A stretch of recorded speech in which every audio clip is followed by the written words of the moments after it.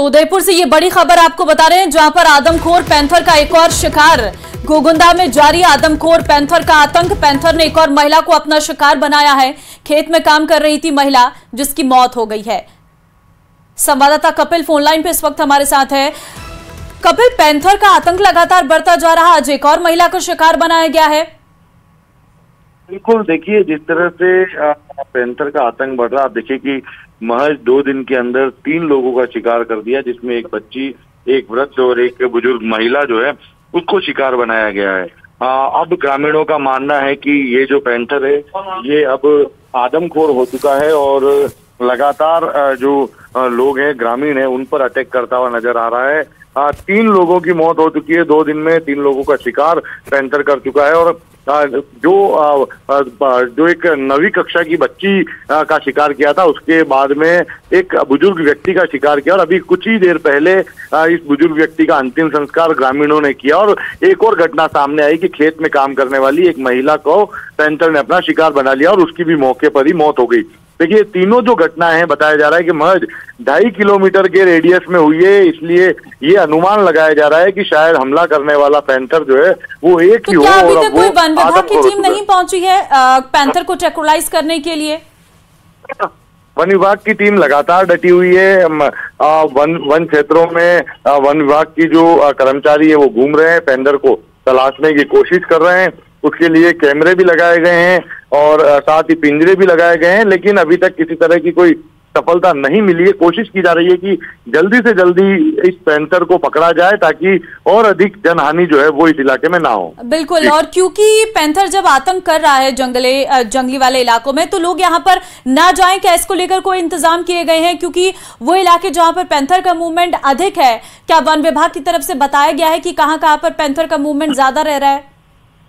देखिए, आमतौर पर पूरे इलाके में पैंथर का मूवमेंट रहता है, लेकिन इस बार ये जो पैंथर लगातार 3 शिकार कर चुका है, ये महज गोगुंदा के छाली गांव के अंदर महज 2.5 किलोमीटर के रेडियस में शिकार हुए हैं। तो ये जरूर लोगों से अपील की गई है कि कपिल, बहुत धन्यवाद आपका तमाम जानकारी देने के लिए। बढ़ते हैं आगे। जयपुर के नाहरगढ़ में घने जंगलों में 20 दिन से लापता राहुल का अब तक कोई सुराग नहीं लगा है, और इस बीच जयपुर पुलिस ने राजस्थान हाईकोर्ट में प्रगति रिपोर्ट पेश की है। पुलिस का कहना है कि वो पूरी शिद्दत से राहुल को खोजने में लगे हैं। वहीं कोर्ट ने पुलिस को राहुल को ढूंढने के लिए 2 सप्ताह का समय और दिया है। ये रिपोर्ट देखिए। नाहरगढ़ के जंगलों में राहुल की गुमशुदगी का मामला।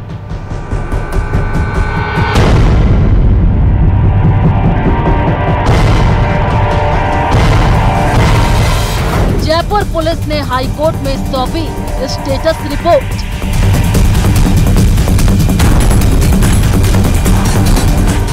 पुलिस की कोशिश से संतुष्ट नजर आया कोर्ट।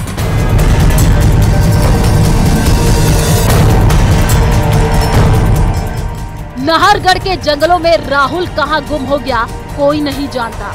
इस बीच पुलिस समेत कई टीमें उसे खोजने में लगी हुई हैं। ड्रोन से लेकर हेलीकॉप्टर तक नाहरगढ़ की इन घनी पहाड़ियों में उसे खोजता रहा, लेकिन 20 दिन गुजरने के बाद भी राहुल का कोई सुराग हाथ नहीं लगा। इस बीच जयपुर पुलिस ने राजस्थान हाईकोर्ट में स्टेटस रिपोर्ट सौंपी, जिसमें कोर्ट को बताया कि पिछले 20 दिनों में पुलिस ने राहुल को खोजने के लिए कौन कौन से कदम उठाए। पुलिस ने अपने जवाब में कहा, हम राहुल को खोजने में बेस्ट एफर्ट लगा रहे हैं। हर तरीके से हमने सर्च अभियान चला रखा है। जस्टिस इंद्रजीत सिंह और जस्टिस भुवन गोयल की अदालत प्रोग्रेस रिपोर्ट पर संतुष्ट नजर आई, लेकिन कोर्ट ने पुलिस को राहुल को ढूंढने के लिए 2 सप्ताह का समय और दिया है और कहा कि युवक को किसी भी तरह तलाश करें। दरअसल इस मामले में कोर्ट ने राहुल के पिता सुरेश चंद्र शर्मा की तरफ से दायर बंदी प्रत्यक्षकरण की याचिका पर सुनवाई की थी, जिसमें पुलिस से मामले की स्टेटस रिपोर्ट मांगी गई थी। राहुल के पिता की तरफ से हाईकोर्ट में दायर की गई याचिका में छोटे बेटे आशीष की तरह राहुल की हत्या और उसके अपहरण की आशंका जताई गई है। उन्होंने पुलिस से इस दिशा में जांच करने की गुहार भी लगाई है। उन्होंने कॉल डिटेल के आधार पर भी जांच करने का सुझाव दिया। आपको बता दें कि भट्टा बस्ती में पर्वतीय कॉलोनी में रहने वाला राहुल अपने छोटे भाई आशीष के साथ 1 सितंबर को रविवार सुबह नाहरगढ़ पहाड़ी पर घूमने के लिए गया था। इसके बाद दोपहर करीब 12:30 बजे राहुल और आशीष ने अपनी मां और एक होमगार्ड को फोन पर जानकारी देते हुए कहा कि वे जंगल में रास्ता भटक गए हैं। आशीष ने कहा था उसे बड़ा भाई राहुल भी नहीं मिल रहा है। अगले दिन यानी 2 सितंबर सोमवार सुबह आशीष की लाश पहाड़ी पर जंगल में मिली। वहीं राहुल रहस्यमय बना हुआ है।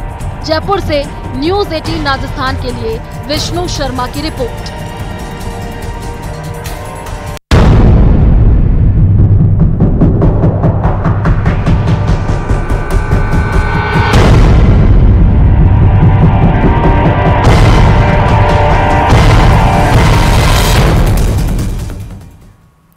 तो वहीं एसआई पेपर लीक मामले में एसओजी की कार्रवाई लगातार जारी है। रामूराम रायका और बाबूलाल कटारा को जेल भेजने के बाद अब आरपीएससी के कई कर्मचारी भी शक के घेरे में हैं और ऐसा संभव है कि आने वाले दिनों में कई और लोग एसओजी के हत्थे चढ़े।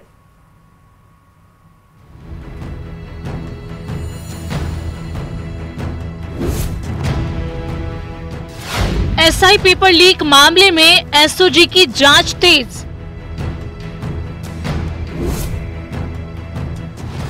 एसओजी के रडार पर आरपीएससी के 8 कर्मचारी। जल्द हो सकती हैं कई और गिरफ्तारियां।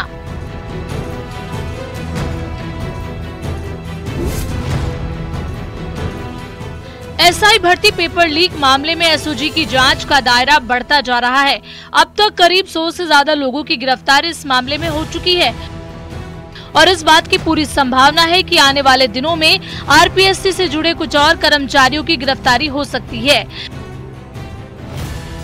जानकारी की माने तो आरपीएससी के पूर्व सदस्य बाबूलाल कटारा और रामूराम रायका से पूछताछ के दौरान कई बड़े खुलासे हुए हैं।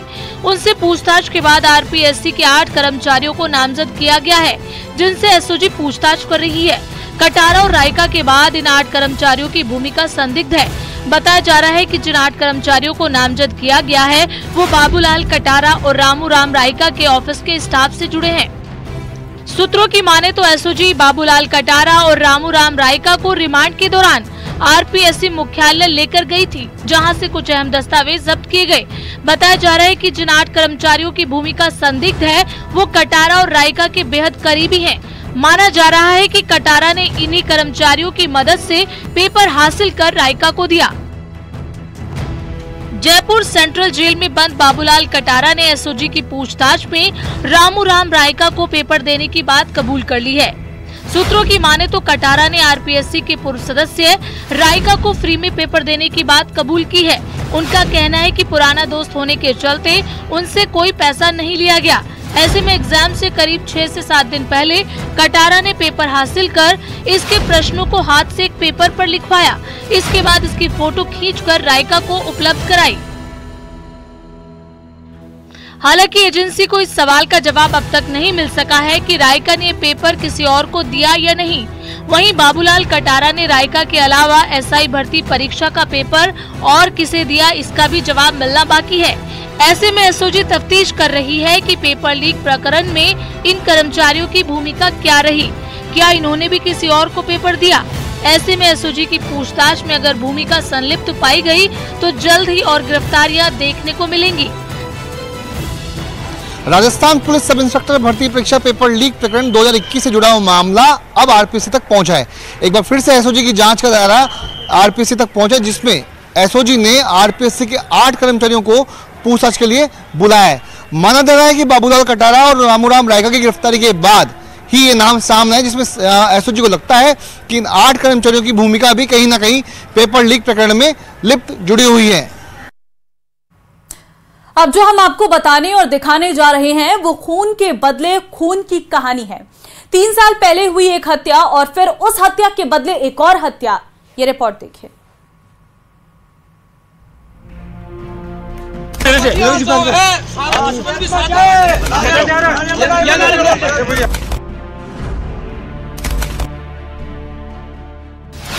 महिला की हत्या, परिजनों में गुस्सा। 3 दिन बाद भी नहीं मिला इंसाफ। सदमे में परिवार, प्रोटेक्शन की मांग। हिस्ट्री शीटर ने सौगंध खाकर लिया बदला। ये तस्वीरें झुंझुनू के सिंघाना थाना क्षेत्र की है, जहां खानपुर गांव में 3 दिन पहले हुई सजना देवी की हत्या के बाद परिजन इंसाफ की गुहार लगाने थाने पहुंचे। पुलिस कार्रवाई से नाराज परिजनों का कहना है कि 3 दिन बीतने के बाद भी पुलिस ने आरोपियों को गिरफ्तार नहीं किया है। परिजनों ने पुलिस की कार्यशैली पर सवाल खड़े किए हैं। मृतका सजना देवी का शव अब भी बीटीके अस्पताल की मोर्चरी में रखा हुआ है और परिजन पोस्टमार्टम करवाने से इनकार कर रहे। उनका आरोप है कि पुलिस न तो आरोपियों को गिरफ्तार कर पाई और न ही उन्हें सुरक्षा प्रदान की गई है। उसमें यही है कि एक तो पुलिस अपना काम नहीं कर रही। आज 3 दिन हो गए, मुलजिम पकड़ा नहीं जा रहा। उनके घर वालों को उठा उठा के लेके आ रहे हैं। मेन मुलजिम है उसको नहीं लेके आ रहे। क्या हम इस लायक थे? हम बॉर्डर पे इसीलिए बैठे हैं कि भाई हम देश की सुरक्षा करें और हमारे घर की कोई ना करे, ना कोई प्रोटेक्शन दे रखी। इन्होंने अपना काम किया, उधर से लाइन तोड़ कर दी।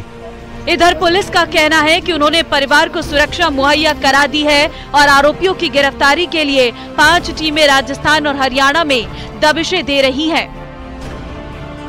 दिनांक 18 तारीख को सजना देवी की एचएस उमेश यादव द्वारा गोली मारकर हत्या कर दी गई थी, जिस मामले में आज करीब 8-10 औरतें और 5-7 आदमी आए थे, जिन्होंने संभावना जताई कि साहब वो दोबारा आके हमारे साथ कोई घटना कारित कर सकता है, हमें सुरक्षा दी जाए। जिस पर उच्च अधिकारियों से वार्ता कर इनके घर पर 2 आदमी लगाए थे। लेकिन ये पूरी घटना तब शुरू हुई थी जब 3 साल पहले सजना देवी के पति वेद प्रकाश ने हिस्ट्री शीटर उमेश यादव के पिता की उसी दिन उमेश ने चिता के आगे धमकी दी थी कि वो बदला लेकर रहेगा। 3 साल बाद उमेश पैरोल पर जेल से बाहर आया और सजना देवी की हत्या कर दी।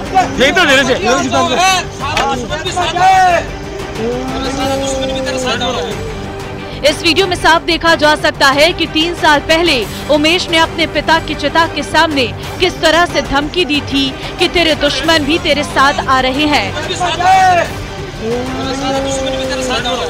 अब ये सवाल खड़े हो रहे हैं कि पुलिस कब तक हिस्ट्री शीटर उमेश और उसके साथियों को गिरफ्तार करेगी और मृतका के परिजनों को कब इंसाफ मिलेगा। झुंझुनू से कृष्ण सिंह शेखावत की रिपोर्ट, न्यूज़ 18 राजस्थान। राहुल गांधी पर टिप्पणी करने के विरोध में कांग्रेस ने पूरे प्रदेश में धरना प्रदर्शन किया। कई जिलों में प्रदर्शन के बाद तो हालात बहुत बिगड़ गए। प्रदर्शनकारी कांग्रेस नेता बैरिकेड तोड़कर आगे बढ़ने की कोशिश करने लगे। ये रिपोर्ट देखिए।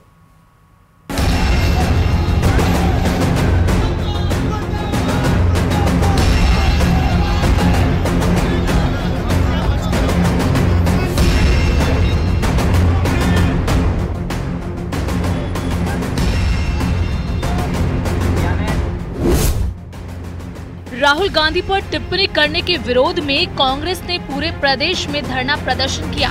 कई जिलों में प्रदर्शन के बाद तो हालात बेहद खराब हो गए। प्रदर्शनकारी कांग्रेस नेता बैरिकेड तोड़कर आगे बढ़ने की कोशिश करने लगे, जिसके बाद पुलिस अधिकारियों ने उनको रोका तो झड़प हो गई। अजमेर, उदयपुर, झुंझुनू, प्रतापगढ़, जैसलमेर और चित्तौड़गढ़ की ये तस्वीरें देख लीजिए। प्रदर्शनकारियों की पुलिस के साथ कई जगहों पर झड़प भी हुई। अजमेर में कांग्रेस ने कलेक्ट्रेट के बाहर विरोध प्रदर्शन किया। इस दौरान पुलिस ने बैरिकेडिंग लगाकर कलेक्ट्रेट में घुस रहे कार्यकर्ताओं को रोकने की कोशिश की। इस बीच कार्यकर्ताओं और पुलिस के बीच जमकर धक्का मुक्की देखने को मिली। कांग्रेस ने राष्ट्रपति के नाम ज्ञापन सौंपा और अभद्र टिप्पणी करने वाले सांसदों और नेताओं पर लोकसभा की सदस्यता के साथ ही पार्टी से निष्कासित करने की मांग रखी। ऐसा नहीं होने पर राष्ट्र स्तर पर आंदोलन करने की चेतावनी भी दी।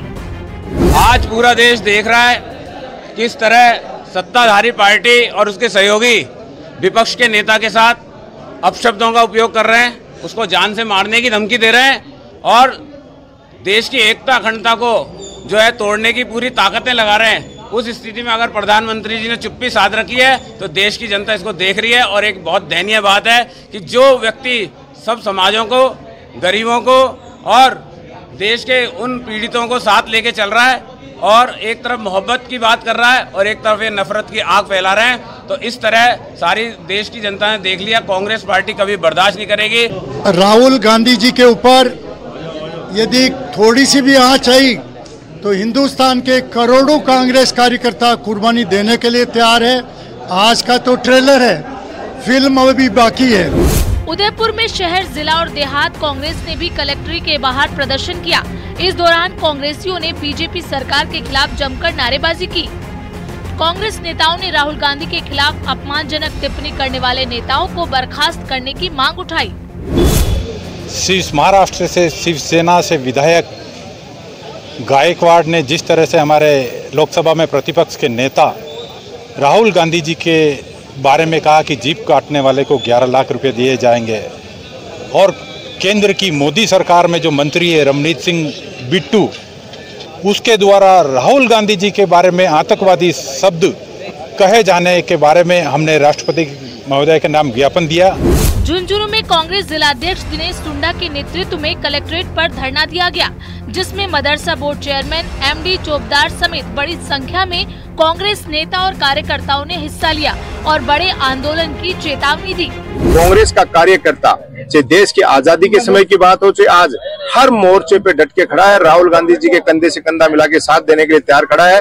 अगर उनके खिलाफ इस तरीके की अशोभनीय भाषा का शब्द किया जाएगा तो कांग्रेस के कार्यकर्ताओं ने भी कोई हाथों में चूड़ियां नहीं पहन रखी है, ईंट का जवाब पत्थर से देना हम जानते हैं। और आने वाले दिनों में, आज तो ये सांकेतिक धरना है, और आने वाले दिनों में अगर इनके खिलाफ कार्रवाई नहीं की जाएगी तो गांव ढानियों और सड़कों तक पे बड़ा उग्र आंदोलन किया जाएगा। प्रतापगढ़ में कांग्रेस पार्टी ने मिनी सचिवालय में प्रदर्शन कर राष्ट्रपति के नाम जिला कलेक्ट्रेट को ज्ञापन सौंपा।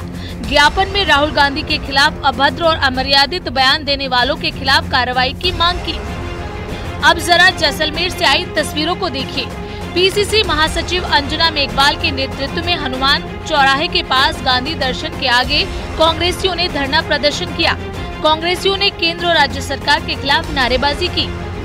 आज पीसीसी के निर्देश अनुसार जिला कांग्रेस कमेटी के तत्वाधान में सभी कांग्रेस के पदाधिकारी और कार्यकर्ताओं के द्वारा ये जो राहुल गांधी जी के खिलाफ असभ्य भाषा और जो अशोभनीय टिप्पणी की गई है उसके में रखा गया है। चित्तौड़गढ़ में भी जिला कांग्रेस कमेटी ने कलेक्ट्रेट चौराहे पर बीजेपी और उनके सहयोगियों के खिलाफ विरोध प्रदर्शन कर धरना दिया। Bureau report, news 18 Rajasthan.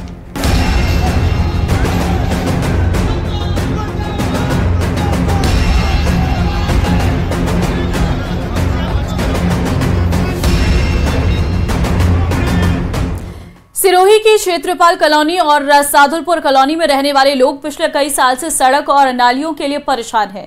बारिश के दिनों में यहां की गलियां तालाब बन जाती है। आने जाने वाले लोगों को भारी परेशानी होती है। कई बार तो ऐसा भी हुआ है कि लोग आते जाते गिर गए हैं। ये रिपोर्ट देखिए।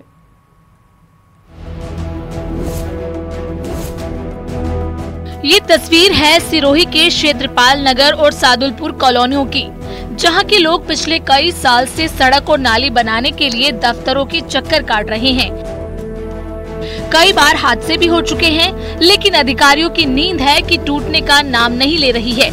देखिए, आप देख ही सकते हैं सर, ना तो यहाँ पे नालियां हैं, ना ही कोई ड्रेनेज सिस्टम है ढंग का। बारिश के टाइम में यहाँ पे चलना भी भारी पड़ जाता है। यहाँ तक कि कई बार तो कई लोग गिर भी चुके हैं फिसलने के कारण। तो इससे एक इंजर होने का भी डर रहता है और